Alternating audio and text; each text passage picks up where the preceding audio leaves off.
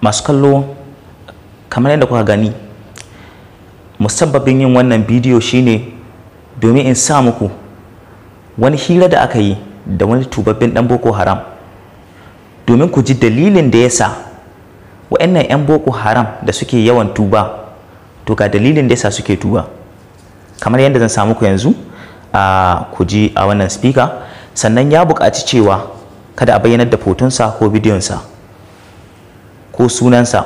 Abin da ya bada umarni kawai shine maganarsa, voice ɗinsa. Saboda haka zan samu ku voice ɗin abin da ya faɗa domin ya kasance dalili a wurinku da kuma ni gabaki ɗaya.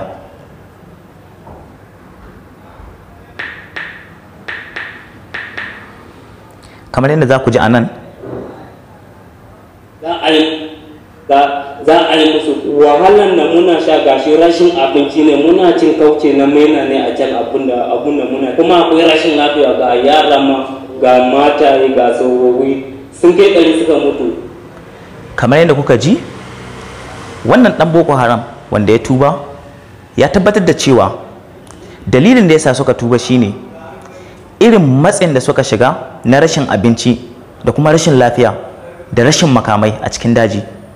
Wannan na daga cikin dalilin da yasa suka tuba, suka nemi su yi sulhu da gwamnati domin a karbi tubansu. To da wannan nake kira ga gwamnatin tarayya da kuma gwamnatin Borno da kuma gwamnatocin Najeriya gabaki daya. Wannan tuba ta 'yan Boko Haram din ya zama dole a hukunta su, domin ba sun tuba ne saboda suna dana sani da nadama abin da suka aikata. Sun tuba ne sanadiyar rashin makamai da kayan aiki da kuma irin yunwa da take sha musu kai a cikin daji. Wannan dalilin yasa suka tuba, suka miƙa wuya domin su samu su huta. Da a ce irin sun tuba ne domin nadama da dana sanin irin kisan kan da suka yi a baya, to da wannan ana iya ayi zaton cewa lallai suna dana sani, sannan kuma insha Allah tubansu za ta daure. A gaba zan samu wani boys. Bayan haka, idan gwamnatin Najeriya ta manta, su al'umman Najeriya ba za su manta ba. Da wannan nake so in tuna muku da irin ta'addancin da wayannan 'yan iskan suka yi a baya. Idan ba za ku manta ba, a 28 ga watan Nuwamba 2014 wayannan 'yan Boko Haram sun tayar da bomb a Kano Central Mosque wanda ya sanadiyar kashe sama da mutum 100, sannan kuma ya halakar da sama da mutum 300. Idan al'ummar Najeriya da gwamnati sun manta, jama'a da al'ummar Kano ba za su manta ba.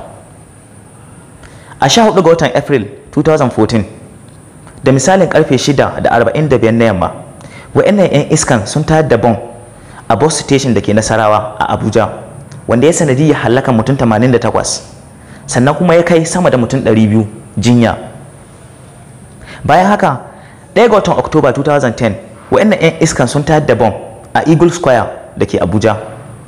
Wa'annan 'yan iskan sun tayar da bom wanda ya sanadiyar kashe mutum 82 a Kaduna, wanda dalilin hakan yasa suka yi attacking din motar shugaban Muhammadu Buhari ana dab da zaben 2015. Bayan haka, wa'annan 'yan iskan sun kashe mana Sheikh Jafar Mahmud Adam. Wa'annan 'yan iskan sun kashe gwarzo namijin soja Abu Ali, idan ba za ku manta ba. Wa'annan 'yan iskan sun yi abducting din Chibok school girls sama da yarinya 276, suka yi musu fyaɗe, suka kashe wasu daga cikinsu, suka aure wasu daga cikinsu, suka lalata musu rayuwa. Har yanzu ba a samu gano wasu daga cikin ɗaliban nan ba. Wa'annan 'yan iskan a cikin rikicin Boko Haram daga 2009 zuwa 2021 sun kashe sama da mutum 60,000 a Najeriya. Sun raba sama da mutum miliyan 2 da muhallinsu, amma a haka ne gwamnati za ta yafe musu. Wannan abun ya yi muni sosai. Wallahi wa'annan 'yan Boko Haram din ba wai suna tuba bane saboda na sanin abin da suka aikata. An kashe musu shugaba Abubakar Shukau, dama shine ke sponsoring ɗinsu, shi yake ɗaukan nauyin abincinsu, shi yake ɗaukan nauyin makamansu. Yanzu ba su da hanyar da za su ci abinci, ba su da hanyar da za su samu makamai, sai suka ce to bari mu tuba. Kuma sun ga iyalansu na mutuwa a cikin daji, kamar yanda wannan dan Boko Haram din ya faɗa cewa matansu da yaransu sama da 60, sama da 100 sun mutu a cikin jeji, kuma suna cin itace ne, 'ya'yan itace, kaucin itace suke ci. kamar yadda za ku ji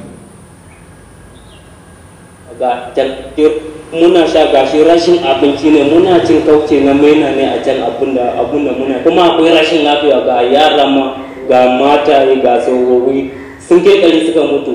Kun ji ko sama da mutum 100 suka mutu a cikinsu, ga su suna zaune a cikin daji suna cin kaucin itace, sannan ba su da kayan aiki, yunwa ta sha musu kai, ba su da magunguna, rashin lafiya ta sha musu kai. Wannan ne dalilin da ya sa wa'annan 'yan iska suka tuba. Kirana zuwa gwamnatin tarayya da kuma gwamnatocin Najeriya shine su karbi tubansu, amma su tabbatar da sun hukunta su, ko dai su rufe su, su daure su daurin rai da rai irin shekara 40, shekara 50, yanda ko da mutum zai fito daga gidan yari rayuwa ta yi nisa, bai jin daɗi ko kaɗan ta'addanci. Wato matsala shi ta'addanci romo ne, duk wanda ya saba da shan romon ta'addanci ka kashe mutum ba tare da ka ji wani abu a cikin zuciyarka ba, to har abada ba za ka taɓa barin kisan kai ba, ko kuma za ka canza wani salon ta'addancin ne. Yanzu yan nawa inda aka yafe ma sun zo sun koma cikin gari suka nemi makamai, ya kuke gani idan suka koma suka ci gaba da ta'addanci irin kamar kidnapping? Lamuran tsaro za su ta'azzara a Najeriya wallahi. A manyan kasashen duniya da aka ci gaba shi yasa ake yawan gina gidan yari a dab da teku. A duk lokacin da 'yan ta'adda suka addabi mutane kuma aka kama su, sai a ɗora musu jikkar cement a jefa su a cikin ruwa, kifaye su canye su, shikenan huta da su.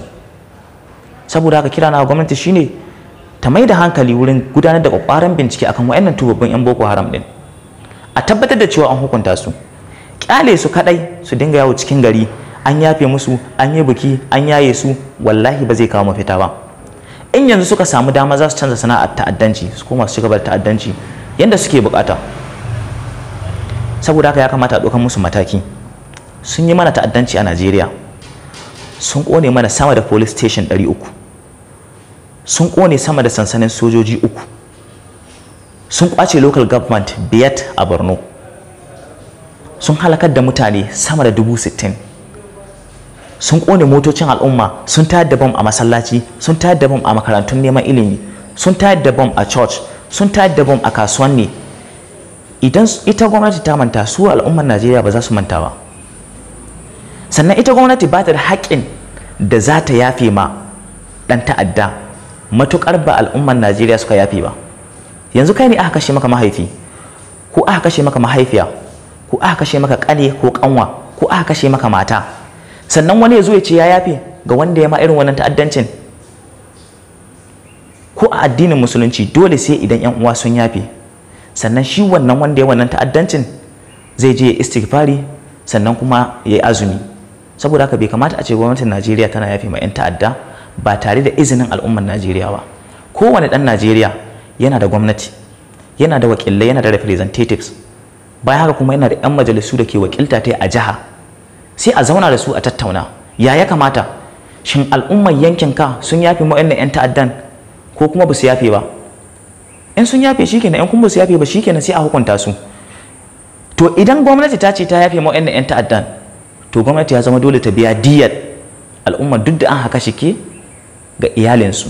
Idan ba haka ba wannan tubar da yafiyar banza ce, saboda wani zai iya ɗaukan mataki. Wanda aka kashe mahaifinka shi ke ɗaukan nauyin ɗawainiyarka, shi ke ɗaukan nauyin karatunka, shi ke ɗaukan nauyin abincinka, shi ke ƙoƙari wurin ganin ya yaye maka damuwa. An zo an kashe shi, wanda ya kashe shi ɗin nan kuma an zo an kira shi an yi buki, an nuna farin ciki da wai tuba tai. Ya kuke gani idan iyalin wannan wanda aka kashe suka je suka ɗauki fansa, su ma suka ɗauki makamai suka zama 'yan ta'adda? Wa'annan 'yan iskan sun kashe mana malamai, sun kashe mana ɗalibai, ba irin ta'addancin da ba su yi ba. Sannan kuma yau a waye gari wai Najeriya an zo an karɓe su hannu biyu, ana taya su murna wai sun tuba. Ya kamata a ce gwamnatin Najeriya da hukumomin tsaro sun yi nazari akan irin wannan tubar ta wa'annan 'yan iskan. Sannan bari in samu wani voice a gaba, kamar irin su makaran kansu yadda suke farin ciki. Yin wahala a can din, kuma gashi alhamdulillah gwamnati suna karɓar mutane, alhamdulillah suna rige da hannu biyu. Gashi mun dawo an zo an rige mu da hannu biyu, ni dama abun da ina so in gaya musu wa mutanen mu na can na su Boko Haram su ma su bar aikin nan kawai su dawo da makamin su ba abun da zai same su kuma ba abun da za a yi musu wahalan. Kun ji ko ba abin da za a yi musu, su karan kan suna alfahari da ba abin da za a yi musu. To ina ga iyalin wanda an haka shike. Allah ya sauwaka, Allah ya kawo mana ƙarshen ta'addanci a Najeriya. Da wannan zan tsaya a wannan bidiyo. Masu kallon mu idan wannan ne karon farko da kuke kallon wannan bidiyo, sai ku kokari ku danna mana subscribe, ku danna ƙararrawa, sannan ku danna like domin sanar da ku idan mun dora sabon bidiyo. A bidiyo na gaba insha Allah zan kawo muku wani muhimmin abu. Mafi yawa daga cikin 'yan arewacin Najeriya musamman musulmi a arewacin Najeriya yankin da ta'addanci ya hita azzara kenan. Sannan muna buƙatar sojoji da jami'an tsaro su kasance daga arewacin Najeriya yanda za su iya ba al'umma su tsaro. Amma mafi yawa daga ciki, to me yasa idan kuka je wurin offline din aikin soja kuke ganin kamar ba kwa samu, kuke ganin kamar akwai harkan gata da kuma harkan cin hanci a ciki? Wannan ba shi bane. Akwai dalilin da yasa. Akwai cancanta da ake dubawa tun daga rashin lafiyoyin da ke samun jikin dan adam, da kuma irin physical fitness da mutum yake da shi, da irin karfi na yanayin jikin mutum, wanda yake insha Allah a bidiyo na gaba zan yi kokari in kawo muku duk wani abu wanda ake bincika na jarabawa ne, na test ne a lokacin da ake screening din ɗaukar sababbin ma'aikatan aikin soja, saboda ku kiyaye wanda bai da lafiya ya nemi lafiya kamin lokaci yayi, wanda kuma bai da isasshen training na jikin shi ya nemi isasshen training na jikin shi kamin lokaci yayi. Insha Allah a bidiyo na gaba za ku samu wannan, saboda ku danna mana subscribe, ku danna ƙararrawa, ku jira zuwan wannan bidiyo. Yanzu haka muna kokarin shirya shi, sannan za mu sako muku shi insha Allah. Mun gode sosai. Ya yi ya kace dai. Wannan bai